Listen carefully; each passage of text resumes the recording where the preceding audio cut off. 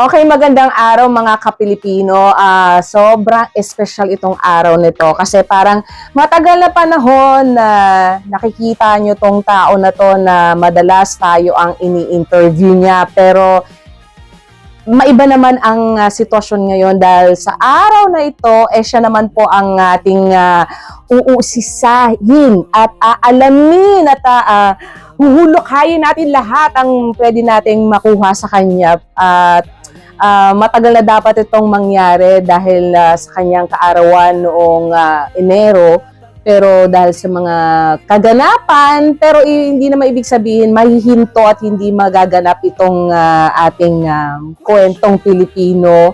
At special talaga itong gagawin natin. Of course, hindi naman to magiging special kung hindi rin kasama syempre ang isa sa ating mga kaibigan. Of course, si Miss Fatima na makakasama natin para sa interview na to. Magandang hapon po mga ka-Pilipino, and of course, it's our pleasure to be here today na talaga namang itanong ang mga mapangahas na tanong, di ba? Today, hindi lang siya ang may karapatang magtanong ng mga ganyan. Yes. Today, siya naman ang ating gigisahin, di ba? Of course, gusto nating malaman kung sino talaga ang isang Blue Roy. Sino ba talaga ang isang Blue Roy na naghahatid ng mga magagandang kwentong Pilipino? Kaya abangan nyo ang ating talakayan ngayong hapon. Right. At talaga namang meron na tong binalsagang Kumu. Ayan, Kumu. King of Talk. King of Talk. Ayan, so... Ayan, shoutout sa mga kakumo natin. Yes, hello Don't forget sa inyo. to comment down below. Yes. Ayan. So, umpisa na natin at ipakilala natin ang ating nag-iisang Blue Roy! Ayan, ang kwentong Pilipino. Yes. Hello mga ka-Pilipino. Ayan. So, nakakapanibago na tayo ay nakaupo dito sa upuang ito. Pero, ito ay paraan ko po ng pagpapakilala sa inyo na bilang tagapaghatid, bilang tagapagpanayam ng mga nakakausap natin, bigyan ako ng pagkakataon na ilahad ko rin ang pagtirahas ng kwento ng buhay. And Miss Shane and Fatima, salamat sa episode na to na matagal na nating pinaplano pero ngayon natin na isa katuparan. No? At sana sa pagtatapos ng talakayan ay lahat tayo po ay maging bukas ang ating mga puso sa panibagong mga matututunan natin mula sa aking kwentong Pilipino. Yes. At kami syempre nakilala na namin si Roy, pero sa panahon na ito, mas gusto pa natin siyang makilala pa. At of course naman, kayo din ng mga viewers namin, gusto rin ninyong mas makilala pa ang isang Blue Roy. So, umpisa na natin itong tanong na to, kumusta na ba ang isang Blue Roy? Salamat, Miss Shane. So, sa panahon ngayon, okay naman. So, nagpapasalamat tayo sa Diyos dahil nabigyan tayo ng pagkakataon na bumalik sa corporate world after ng pandemic. And hindi naman kaila sa mga malalapit sa atin at sa inyo na tayo ay dumaan din sa pagsubok ng pagkawala, samahan sa buhay, lalong-lalo na kapag ito ang naging sandugan mo sa mga panahon na punong-puno ka ng pangarap sa buhay. So, nung nawala ang nanay ko, nahinto yung buhay ko, hindi ko alam kung paano sisimulan ang bagong buhay. So, sa punto ngayon, nagpapasalamat ako kasi nakakautad na tayo. At nakabalik na tayo sa sirkulasyon ng realidad ng buhay na kahit may nawala, ay tuloy ang buhay. Totoo yan. Totoo yan. At lahat naman talaga tayo kailangan umusad Hindi tayo pwedeng huminto lang sa isang lugar. So, lahat tayo kailangan. Sabi nga, hanggat humihinga ka, may pag-asa ka, may pangarap ka, sunggaban mo lahat yan. Diba? Star, baka may mga gusto ka rin itanong. Umpisa Sana natin. Ako curious lang ako kasi si Blue Roy talagang napaka-responsible, napaka-prim and proper. So, gusto nating malaman paano, saan nag-umpisa yung mga ganun. Pang ilan ka ba sa inyong magkakapatid? Ay, hindi kayo maniwala kayo sa hindi. Kami ay malaking pamilya. Kami magkakapatid ay 12. Wow. At ako ang bunso sa magkakapatid. Nabanggit mo, Fatima, na masyado akong proper sa bawat kilos, sa pananamit, at sa lahat ng bagay. dahil yan yung kinamulatan ko sa nanay ko. Ang nanay ko kasi, masyado siyang strict at isang conservative. So, lahat inaanan ko na dapat gawin mo ang isang bagay na hindi na inuutos at gawin mo na sa sarili mo ang isang bagay na maayos kang tingnan ng tao, nasa publiko pa man o nasa loob ng bahay. So, kahit sa loob ng bahay, ng nanay ko, lahat detalyado, lahat, nakaalit lahat. Kaya hanggang sa paglaki, yun ang nakagawian natin gawin. Kahit sa sarili natin, sa panlabas na kanya. Nabanggit mo, no, na 12 kayo, parang isang ano na to, parang isang team na to ng basketball o volleyball team na to, di ba? So, sa 12 na yon, paano na-handle ng isang magulang ang pagpapalaki sa kanyang mga anak? Since ikaw ang bunso, parang ang hirap nun pag bunso ka, parang kumbaga sa ubos na lahat ng hirap, pagod ng magulang mo, parang ako na-experience ko rin naman yan dahil may bunso rin kami kapatid umabot kami dun sa point na kaya pa ng nanay ko. Pero nung medyo umaano na yung budget, parang kapatid ko, ako mismo na-experience ko yun na pupunta ako ng palengke. Magpapagiling ako ng bigas. So, samantalang ibang kapatid ko, nag-promil pa, nag-nido pa. Pagdating sa kanya, ito na lang. So, ikaw, mas mahirap yun kasi 12. Paano naging buhay? Paano na naging buhay ninyo? Alam mo ni Shane and Miss Fatman, no? Sa 12, sabihin ko na hindi ako nakaranas masyado ng paghihirap. Kasi may mga matatanda na akong kapatid na nagkaroon na ng mga hanap buhay na nakakatulong na sa pamilya. Pero nandoon ako sa pinalaki na kahit medyo nakakaluwag na, ay hindi nasusunod ang mga luho sa buhay. So, maniwala ka po na lahat ng damit ko, simula nung elementarya hanggang high school, ay nagmumula sa pamangkin ko na anak ng ate ko sa Amerika. Hindi ako nakaranas. At kung nakakaranas na ako ng bagong damit, yun ay pag may recognition day sa school, na kung saan tayo ay nakakaroon ng mga award, binibigyan tayo ng pagkilala ng school. So, doon ako nakakakuha lang ng mga bagong damit. Na formal. Pero kahit bunso ako, hindi ako namuhay sa maluhong pamumuhay. Hindi na ibigay sa akin kasi namulat ako na kung ano lang kaya ng magulang ko, yun lang ang isinasa buhay ko. Okay.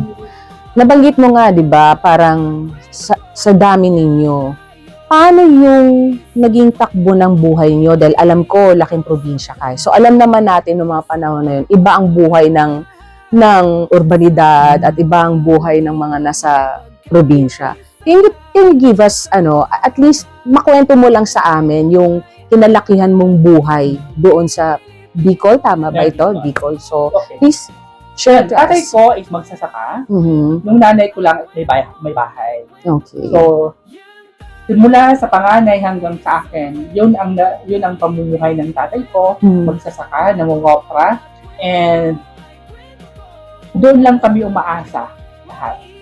So, sabi ko kanina, mga kapatid ko, medyo may mga hanap buhay na, yung kanilang kinikita ay nakakatulong na rin, no? Okay. To support, dahil big family kami sobrang laki namin. Oo nga.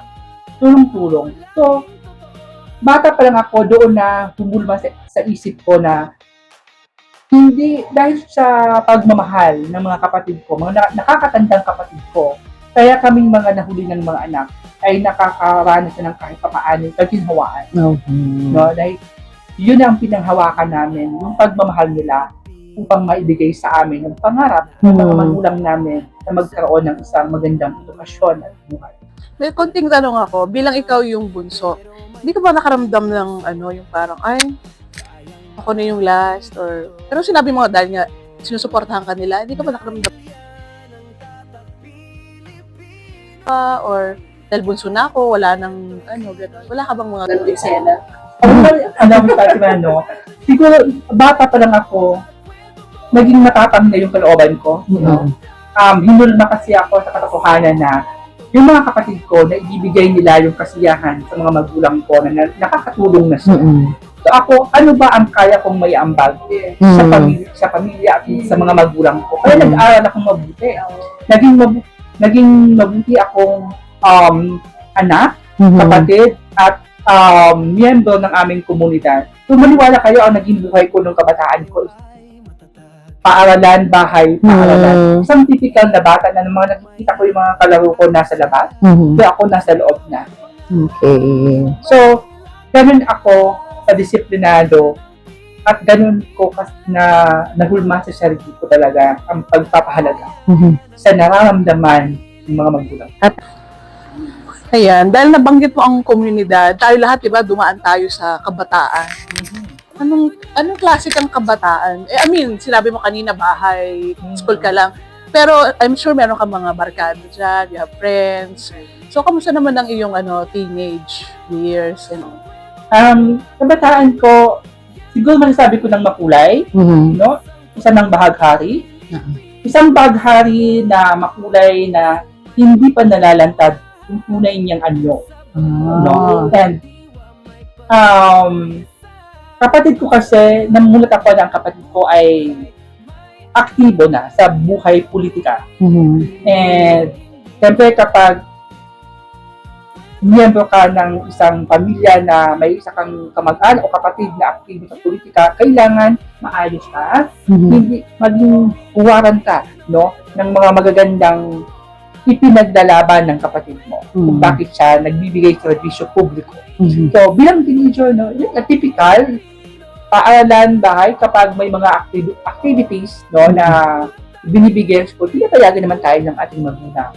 Pero yung mga typical na may sayawan, inuman, hindi medyo doon, nalimitahan tayo. Nalimitahan tayo doon dahil, alam mo, ngayon ko lang nalaman, no, nung bago nawala ang nanay ko, sinabi niya na, naging mahigpit siya dahil natakot siya na hindi, ako na yung huli sa pamilya nag-aaral. So, natakot siya na baka hindi kumatapos yung pag-aaral. Which is actually fear din niya ng mga magulang natin. And pinag-uusapan nga natin ng school. So, ako nabalitaan ko nga na nakagraduate ka bilang accountancy ang natapos mo, tapos you had yung... Can you share kung isang school ba nagtapos itong ating nag-iisang buroy para naman baka mamaya nag-uumapaw na pa lang iyong mga achievements, wala pa kaming nalalaman. So, please, share din natin sa mga friends natin. Okay, ayan.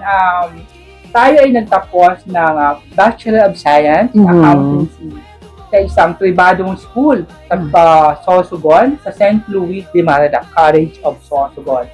Isang Catholic private school. So, hi po sa mga naging professor dyan. So, hello po. Diyan ako nagtapos noong 2006. Tayo ay tumubok, no, na kumuha ng lisensya noong 2007. Tayo ay nabigo at doon na din nagsimula yung ating pagtahak sa pagtatrabaho bilang manggagawa. So, nagamit mo talaga yung course mo. So, currently po, tayo ay nagtatrabaho bilang isang accounting supervisor. Okay. So, hindi natin pwedeng sabihin kung saan to, di ba? Siyempre, isang kumpanya ito, kung saan man siya nagtatrabaho, siyempre, kailangan din natin protektahan din yung company. And marami tayong gustong itanong kay Roy. So pupunta tayo doon sa mga mapapangahas na tanong, pero tahasang tanong. Pero hindi muna tayo aabot sa mga ganon. Medyo light lang muna tayo ng konti, di ba? Nakwento mo nga kanina na simula pa nung bata ka, talagang school and bahay ka lang. Paano ka pinatibay ng panahon na yon na nasabi mo ba sa sarili mo na minsan din bang nanghina ka? At kailan ito nangyari sa buhay mo? Alam mo, Michelle, no, bilang bata, kapag ganoon ang naging setup mo, napapagod ka din. No? Naghahanap ka rin ng pag-explore, no? Ano ba yung silbi ko, no? Bukod sa pagiging isang masunuring anak, bukod sa pagsunod sa mga pangaral o paalala, yung susubo ka sa isang paligid na typical na isang bata. Okay. But sa bandang huli noon, kahit may kaunting hanap ang puso ko, nanaig pa rin talaga yung pagmamahal at paggalang ko sa mga magulang ko, Mhm. na kailangan ito ang panahon na susundin sila. Tama. At tanong ako, ever since you really want to be an accountant or you have something else in mind nung maliit ka? Ay, Naku, nakakatuwa yan, no? Kasi, ang pangarap ko nung bata ako ay maging isang abogado. Wow. Kasi, ang alam mo, naging rason ko lang dyan is, kasi masyado akong reasoning na tao. Hmm. Yung bawat banat sa akin, may banat din ako. Okay. Tapos, nung nagkaroon kami ng TV, no? At ang unang binuksan na palabas noon ay ang Balitang K, handa na ba kayo? Ah, So, nag-shift ang aking kagustuhan. Ah. Gusto ko maging journalist. Okay. Gusto kong tahakin ang landas na ginagawa ni Miss Corina Sanchez. mm-mm. So, every time na may mga palabas kami, handa na ba kayo? So, doon nagsimula na gusto ko mag-isang journalist. Pero no kalaunan, no, nung nag-decision na tayo, nagtapos na tayo ng high school and kukuha na tayo ng kurso, ang pinili ko ay journalism sa University of the Philippines. Pero nakapasa tayo ng UP pero ng Espanyol. Ang in-offer sa akin ay agriculture. Hindi pumayag yung mga magulang at kapatid ko dahil una, hindi daw ako marunong sa bundok. And ang akin naman, pinupunto ko sana doon, papasukin ko muna yung unang taon sa UP Los Baños at then lilipat ako ng main campus para i-push through Yung gusto mo talaga ng journalism. journalist. Kasi naniniwala ko ng mga panahon na yun na kapag journalist ka, dapat doon ka sa realidad ng buhay. Yes. Kasi ang Manila, ang daming kwento. Nandito ang totoo. Totoo. Diba? yan. Nandito yung mga makukulay na mga kwento ng buhay ng 24 hours ang Yes. ang story yan, non-stop yan. Paano ko napunta sa accountancy? Noong mga panahon na nag-decision ako, may nangyari lang sa parents ko na nangangailangan ng isang guidance pagdating sa financial. So, naisip ko, kukuha na ako ng accountancy, kahit hindi ako matalino sa math, kumuha tayo ng accountancy. Dahil ito kong pagtibayin yung karunungan ko na alam ko, after 4 years, may apply ko sa pamilya natin. Tama naman yun. Napag-isipan mo yung mga talaga gano'n. hindi ko kaya ako. Oo, kaya nga nagsinay ako eh. Kasi lumayo tayo sa math eh. Pero nag-baking ako, meron pa rin palang math. Oo, may measurement. Actually, math is very, sa ating pang-araw-araw. Hindi lang natin alam. Oo, lahat yan. Kahit yung oras na yan. Lahat. Kinukwenta yan. Diba? Correct. Oo. Pero syempre, di ba, sa mga panahon na yon sa kabataan natin, minsan nakakaisip tayo ng ma-inlove tayo, di ba? Oo. Dumating ba sa punto nung kabataan mo na meron bang tinatawag na first love? First love, o puppy love, o crush, o ano. Pero mas gusto ko na yung talagang na-inlove na ba talaga eh. Oo.